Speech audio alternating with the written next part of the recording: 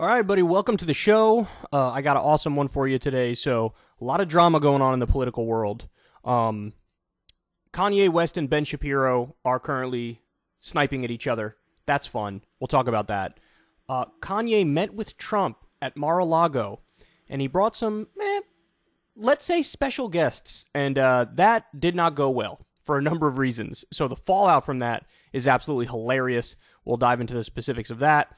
And then later on in the show, we have conservatives coming out and I guess you can say going mask off as pro-LGBTQ terrorism. So they're not hiding it anymore. They're open about the fact that they kind of like that a bunch of queer people were killed.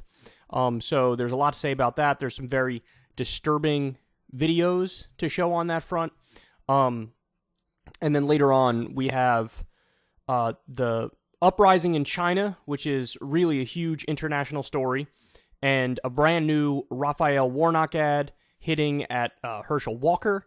And man, it's, I would say, perfect. It's pretty much a perfect ad, which is clearly a high bar to reach, but I think Raphael Warnock has succeeded on that front. So anyway, without further ado, let's go ahead and jump into it. So let me start with this one here. So Kanye West met with Donald Trump at Mar-A-Lago. And, I mean, right off the bat, there's so much to say about that. Because it's like, why would Trump agree to meet him? Why would Trump's staffers and inner circle think, hey, this is a good idea? Everybody knows Kanye's currently in the midst of a massive public meltdown. He has bipolar disorder. It's untreated. He's been going on any podcast that will have him and spewing anti-Semitism, which is the most brazen and blatant anti-Semitism I think I've ever seen in my life. So you have all that going on, but Trump agrees to meet with Kanye West. This is right after Trump announced that he's running for president again. Very strange scenario. I don't know what Trump thought he would get out of it. Maybe he's such a star fucker he couldn't help himself, but if any celebrity wants to meet with him, he's like, okay, sure, awesome, that sounds great. But needless to say, it didn't go well. From the first reports that came out after the meeting, we learned that some people are saying Kanye West asked Donald Trump to be his VP. And of course, Trump did not take that well. It's kind of condescending and pedantic because here's a guy with no political acumen whatsoever, no political record that's positive to speak of, and you're asking a guy who was president of the United States now to be your VP after he already announced his run for president? So, according to some reports, Trump got kind of mad when he was asked, hey, will you be my VP? And, he said, you can't win, and any voters who would vote for you should vote for Trump anyway. And then there were other reports that came out. Now, these ones, I must admit, I don't believe, but there were some reports that came out which said that Trump asked Kanye West to be his VP. And there's some people inside Trump world in Trump's inner circle who said that that's what happened. Again, I don't believe that. I don't know exactly why that story came out, but that seems like complete and utter bullshit to me. Curious what all you guys think about that. Now, let's start with this video here. So, Kanye released like 3 or 4 different videos after getting out of the meeting with Trump, and this is probably the most detailed video he released. He gives what he calls a debrief on what happened in the meeting with Trump. Now, by the way, I've buried the lead a little bit here because Nick Fuentes was with Kanye. Nick Fuentes was with Kanye at the meeting with Trump. Now, for those of you who don't know who Nick Fuentes is, he's a very prominent white nationalist commentator, and more on him in a little bit. Also, by the way, Milo Yiannopoulos is now working with Kanye West, trying to get him elected in 2024. In this video, you're going to see Milo is talking to Kanye. So let's take a look at this video, and then I'll give you a whole bunch more stuff, which is just as relevant to the story. I think the thing that Trump was most perturbed about, me asking him to be my vice president, I think that was like lower on the list of things that caught him off guard. It was the fact that I walked in with intelligence. So Trump is really impressed with Nick Fuentes. And Nick Fuentes, unlike so many of the lawyers and so many people that he was left... Now keep that line in mind. Trump was really impressed with Nick Fuentes. keep that in mind. I'm going to show you in a little bit exactly who Nick Fuentes is. On his 2020 campaign, he's actually a loyalist. When he didn't know what the lawyers is, you'll still have your lawyer list. And when all the lawyers said, forget it, Trump's done, there were loyalists running up in the White House, right? And my question would be, why, when you had the chance, did you not free the January 6ers? And I came to him as someone who loves Trump, and I said, go and get Corey back. Go and get these people that the media tried to cancel and told you to step away from. He basically gives me this would-be. Okay, so he told him to free the January 6ers, or why didn't you free the January 6ers when you had, a moment to do it? You should have done it. And then he's also saying, bring around all the people who we knew were loyalists. Roger Stone, Alex Jones, Corey Lewandowski, all these people. So it looks like what Kanye West is doing as he runs for president in 2024 is his argument's going to be, I'm more Trumpy than Trump. I am like the more pure, distilled version of Donald Trump. Trump isn't Trumpy enough. That appears to be the line of argument that he's going with. Mob-esque kind of story. Talking to some kid from the south side of Chicago trying to sound mobby or whatever. He goes into the story about all that he went through to get Alice Johnson out of jail and how he didn't do it for Kim, but he did it for me. But then he goes on to say that Kim is a you could tell her I said that. And I was thinking like, that. Now, I don't know exactly what those words were, and we're not supposed to know what those words were, but something along the lines of Kim's a fucking asshole, right? That's what it seems like Kanye's hinting at. Now he's going to go on and take offense at the fact that Trump went after his ex-wife. Meanwhile, Kanye bashes Kim, quite often. That's the mother of my children. Since we know, and all the Christians in America that love Trump know that Trump is a conservative, we're going to demand that you hold all policies directly to the Bible. When Trump started basically screaming at me at the table, telling me I was going to... Okay, we'll get back to the screaming thing in a second, but we're going to demand that you as a conservative hold all policies in alignment with the Bible? Man, look, I think somebody needs to study. Maybe they already did. Maybe I just haven't seen it. But there has to be a link between people going through a bipolar episode and religiosity. Because certainly anecdotally, I've seen that happen, right? Somebody going through a bipolar episode, an episode of mania, where they're on the upswing, and there's this sense of, there's these delusions of grandeur, and then there's also this extreme fundamentalist religiosity. And that's exactly what Kanye is espousing here. You want all the policies to run through the Bible? Okay, first of all, the Bible's massively contradictory, so you could have totally different viewpoints on the same issue. That's point number one. Point number two is, that's scary. That's what we call theocracy. So you want to be the Christian version of Saudi Arabia? Is that what you want to be? Or you want to be like the Christian Taliban? And really what Ye means, or at least one of the things he means, is definitely ban abortion. Maybe he's also anti-gay now. If he were being quite literal, he would have to do stuff like ban shellfish, because that's an abomination in the Bible. And that's one of the areas where there's not a contradiction. It's just there's that's a single point made in the Bible, and there is no other part where they say, actually, shellfish is awesome. So, I mean, that's a scary thought. Man, this guy is super unhinged. To the Bible. When Trump started basically screaming at me at the table, telling me I was going to lose, I mean, has that ever worked for anyone in history? You're going to lose. Tell him he's going to lose. I'm like, well, hold on, Trump. You're talking to Ye. So first of all, Milo Yiannopoulos is the saddest yes man in history there. I mean, his whole job is to be a hype man for Kanye West. This dude is clout chasing so hard. And Kanye getting yelled at by Trump and Trump telling him he can't win. Okay, for the first time in a very, very long time, I'm going to defend Trump here and say based, because that's accurate. Kanye West acts like we don't have evidence from the last race. My dude, you ran and you got 60,000 votes. A lot of people don't remember that. In 2020, Kanye West ran for president and he got 60,000 votes. Okay, no bullshit. If I did some sort of fake-ass write-in campaign where I hyped up my audience, I could get more than 60,000 votes, or I could at least, tie it or be in the ballpark. You're Kanye West. And you got 60,000 votes, and he acts like it's absurd to say you're going to lose, you can't win. Not only is that not absurd, that is the most sane, rational, logical thought Donald Trump has had in the past, 8 years. So, wow. Now, by the way, stuff has since come out about Milo Yiannopoulos trashing Kanye West. Apparently, before he met him, before they got together, before they were working on the campaign or whatever, you had Milo basically saying that Kanye West is gay. Everybody knows Kanye West is gay.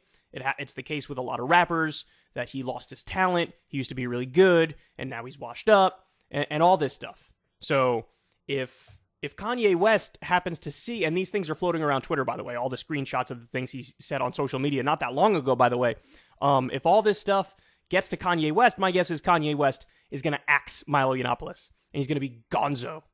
Now, by the way, you can tell, number one, the cloud. That's why Milo teamed up with Kanye here. But beyond that, also the extreme religiosity, because I don't know how many of you guys remember this, but Milo Yiannopoulos was doing cheap salesman bullshit on the Home Shopping Christian Network. I remember we covered that not too long ago. He became kind of irrelevant after he got banned from Twitter. And then he also got deplatformed from, I think it was CPAC. And they're super conservative, but he got deplatformed from there because comments reemerged about how he said, basically pedophilia isn't always bad, and a 13-year-old boy can consent to sexual activities with a 20-something-year-old man, and he was defending the nature of a relationship like that. And so he went into irrelevance, and then he reemerged as, oh, me, bro? I'm ex-gay. I'm not even gay anymore, bro. I don't even know what you're talking about. And so he does this, I'm reform thing, and then he was selling, Virgin Mary statues on the Christian Shopping Network, and now Kanye West is sort of picking him out of obscurity and helping him a little bit. But, I mean, obviously, this is the saddest thing I've ever seen in my life. But I do have more to show you on this. So, after the meeting, and you get, Kanye's side of the story, of course, the big guy that doesn't sit well with him. So Trump comes out, and he says the following.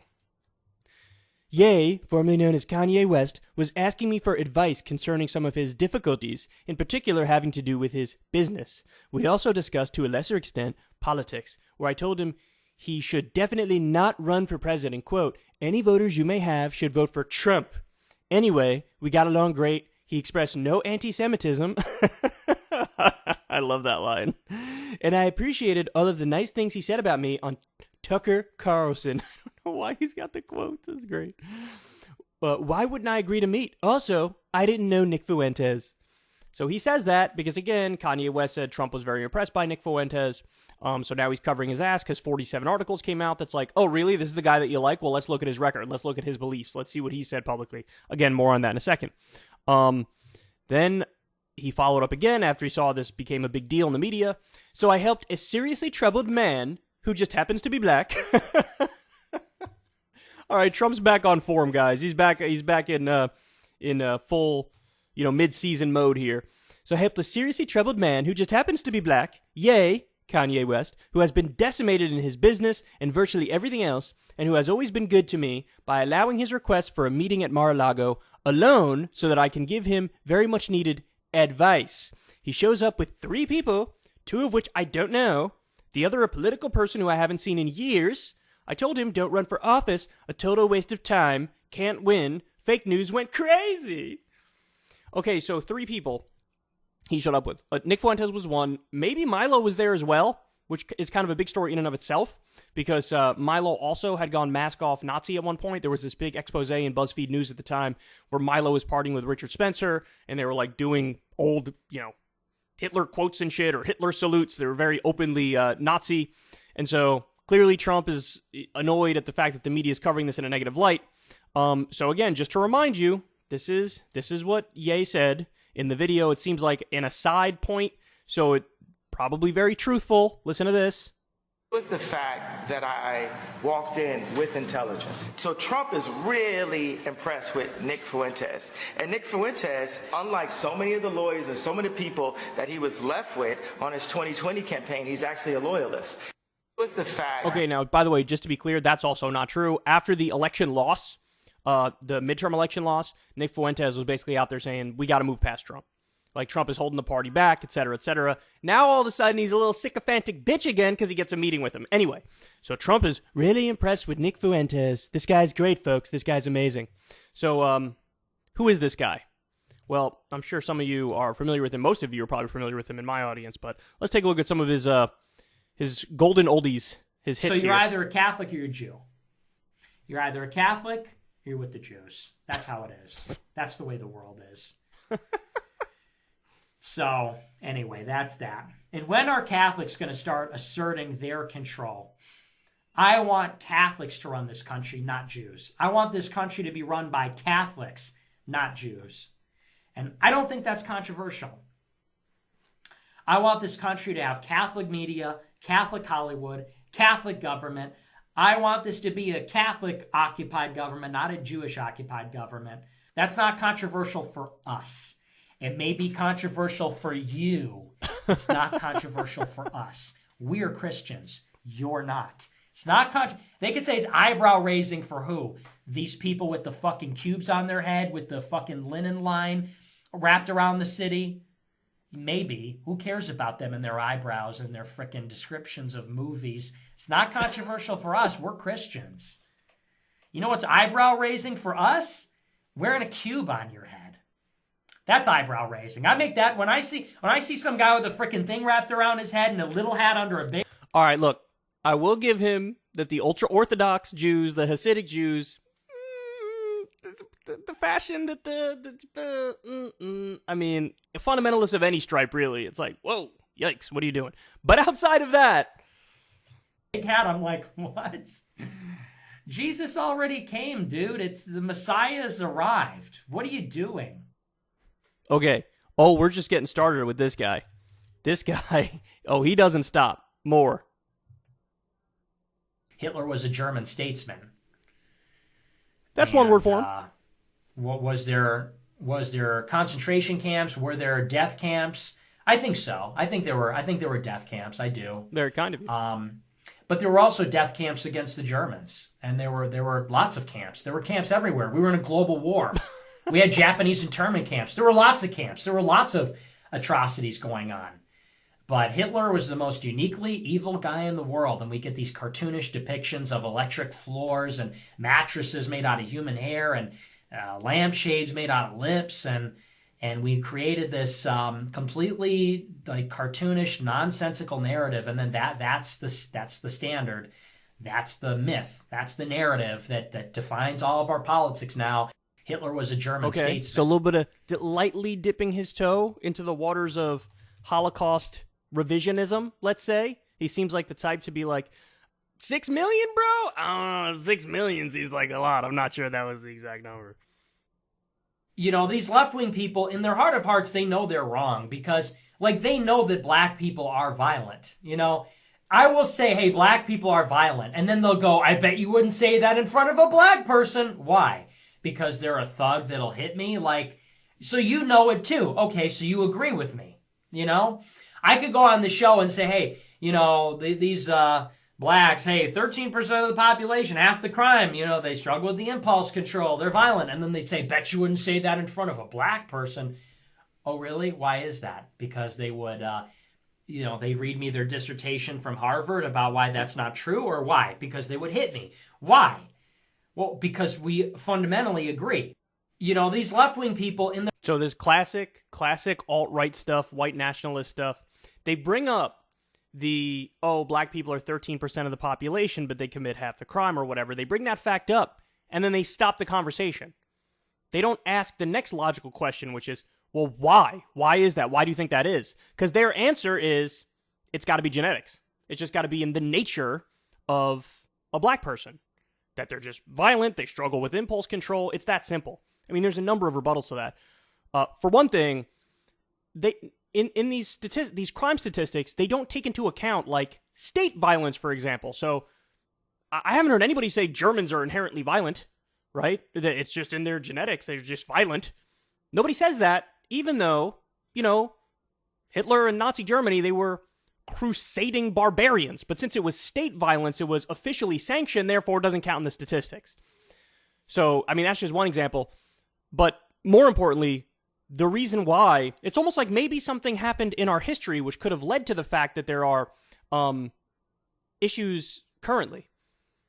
Like, I don't know, maybe slavery, and then Jim Crow, and then redlining, and then unequal distribution of material resources has led to the fact that some people have a lot less opportunity, a lot less ability to climb that social and economic ladder. And so as a result of that, where there is more poverty, there ends up being more crime. So they bring up that fact of like, oh, you know, black people commit disproportionately more crime per capita. And it's like, are you curious as to why that is? Or are you just going to go with your lazy default assumption of nature? It's got to be nature. I mean, that's a cop-out. That's not to say nothing stems from nature, because of course there are things that stem from nature, but you have to actually investigate in order to determine whether or not that's true. And of course, there's complex sociological factors which leads to that reality. And they just disregard those things. Okay, more. Again, we're just getting started on Nick Fuentes. Nick Fuentes, we could do this all day, and credit to Right Wing Watch for digging all this up after the Trump meeting. For allowing women to go out into the society and lie and bear false witness and cast spells and worship minerals and rocks. And women are out there naked and they're killing babies and they're getting to be 300 pounds and they get in your face. And we can't do anything about it. You can't hit these people. You can't punch them. They don't arrest them. And basically they're taking over the culture on social media. I said, what happened to the good old days 1,000 years ago when people like this, instead of arguing with them or saying, hey, listen, darling, everything's okay, they would dunk them in the river or burn them alive. I said, this is the kind of thing that we need to see more of, is burning them alive a little bit more. Taking women like this, and instead of hiring a lawyer for all this money and we're going to sue him for defamation, how about we go to the constable or whatever, we go to the police officer, the soldier stationed in the village, and say, hey, we got to burn her alive. Hey, this woman is worshiping rocks. She's bearing false witness. She's lying about men. And basically, we need to capture her and throw her in the lake. Or set her on fire. I feel like that would be more appropriate. And everybody freaked out. And this was all over Twitter. And everybody said, oh, this is horrible. Is this guy for real? Yeah, I'm for real. Yeah, I wonder why people would freak out about that, man. Lighting people on fire, drowning them in the river. Yeah, I mean, you're weird if you don't agree with that, bro. All right, more. I think he talks about the Trump meeting here. Yeah, I mean, I don't want to come across smug or anything, because I don't think that's really the right tone. I think that's kind of like, it's probably like tacky or whatever, but there's some smugness. Because like everybody hated on me. I feel like I'm entitled to that a little bit. Everybody hated on me forever. And it's up, Trump told me he liked me. Dude, I was just like, oh my gosh. Trump was like, I like you. I was like, me? He said, this guy's smart. Where did you find this guy? I was like, yeah. Hello, Epic Department. Hello, Awesome Department. So, yeah, that felt good. That felt good. I'm not really an emotional guy or anything, but that was just like, okay, let's go. That was like life complete. Life complete. So I literally had Thanksgiving dinner with Ye and Donald Trump. So crazy, right? My two heroes. And they both love me. And it's Thanksgiving dinner. It's like a dream come true. I literally woke up the next day and I was like, is this real life? Am I alive? Think about it. Thanksgiving dinner, Ye and Trump. And Trump is telling me, I like you. You're a smart guy and all this. Unbelievable. So again, what Kanye did is the same thing that Nick Fuentes is doing, which is he wants to be more Trumpy than Trump.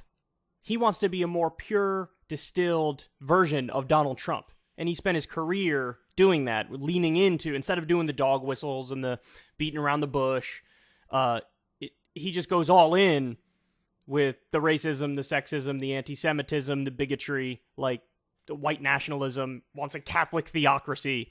So it's weird because Trump has spawned a lot of these people, right? Like, I'm going to be more Trumpy than Trump. And this is the result.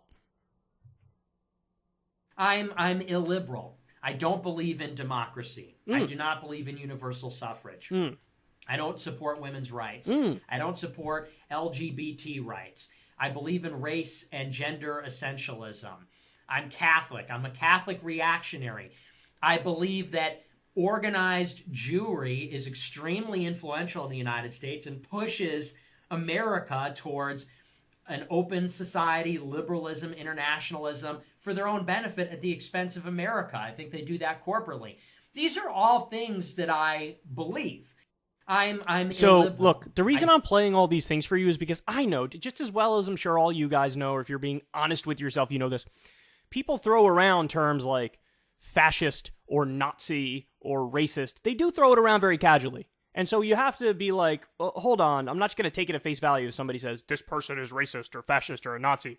So you have to, like, investigate the claims and look at the evidence. And in the case of Nick Fuentes, it's not up in the air. Like, it's not a reasonable debate to be like, well, actually, I don't think he's a fascist. Or I don't think he's a neo-Nazi. Well, if you take him at his own word, he is those things. All right, let me just see how many more I got here for you. I mean, I don't know about you guys. I'm enjoying watching the kind of stuff that this guy says and knowing he was able to get into the room with the likes of Kanye West and Trump and is likable in their eyes. I mean, I think that says a lot. To have a civilization, you need to have class, okay? When I say class, I mean classes. You need to have commoners and aristocrats and kings, and we don't have that anymore. There's no semblance of that. There's no semblance of society, meaning like... Yeah, there's no hierarchy, and I don't know if you guys realized, all the hierarchy in our society is gone. I mean, we're all equal. You know, the distribution of resources, equal. Like clubs and people knowing each other and this sort of large amounts of social capital being invested in particular kinds of things, it's not there. It's not there in the universities. It's not in the designer brands. Not in the industry. In industry, it doesn't exist anymore.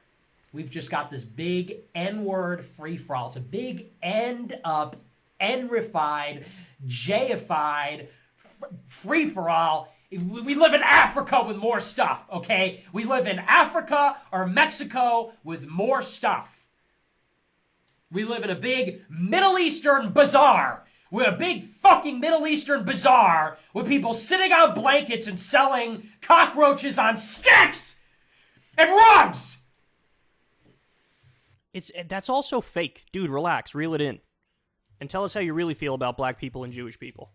I would appreciate that. Got a little bit of Milo stuff there. Anyway. Oh, this is what I was talking about earlier. This is the stuff Milo had said about Kanye West before he met Kanye West and started sucking up to him and tried to get clout off of him. I don't know if you guys can read this. I know it's very small here, but he talks about how Kanye's gay and he fell off and all this stuff, and now all of a sudden he's sucking at the Kanye teat. So, anyway, we'll save that for the next segment, but this is who Trump is hanging out with, spending some time with. And now Trump, of course, is backpedaling because the media is going all in and having a field day with the fact that Kanye West and Nick Fuentes and Milo were at Mar-A-Lago. So, look, this is the company they keep.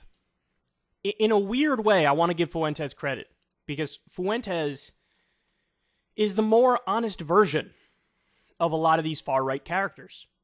A lot of the far-right characters, they love nothing more than dog whistling. You know, beating around the bush. Not really telling everybody exactly what you think, but hinting at it. Fuentes is honest. Fuentes says it. He says what he believes. And suffice to say, it's exactly what the left has claimed that the far right believed all along. So you can't really look at the left now and say, oh, you guys are straw manning, you guys aren't being fair, you guys aren't steel manning the opposition. No. Trump thought this guy was incisive. Trump thought this guy was smart. I mean, I think that says a lot. So, every day the mask comes off more and more and more. And this is going to be such a fun primary season. Holy shit, it's going to be endless drama and entertainment. Because Kanye West ain't going anywhere. I mean, he's going to get literally like 17 votes, but he ain't going anywhere. And he's going to make a big stink. And then you're going to have DeSantis versus Trump, and you're going to have all these little minions, the Milos and the Fuenteses, fighting with the Ben Shapiros and Matt Walshes, and fighting with the whoever the Trump sycophants are. I guess Crowder, he's probably still going to be in the Trump camp. I don't know. We'll see. But it's going to get dirty and ugly, and I am here for it. If you want to see me and Crystal Ball interview legends like Noam Chomsky, Cornel West, and more, subscribe to Crystal, Kyle, and Friends on Substack. $5 a month gets you the video version a day early. Remember, we take 0 ad dollars for this podcast. Or you can sign up on Substack for free and get the audio version a day later. Link in the video description box below.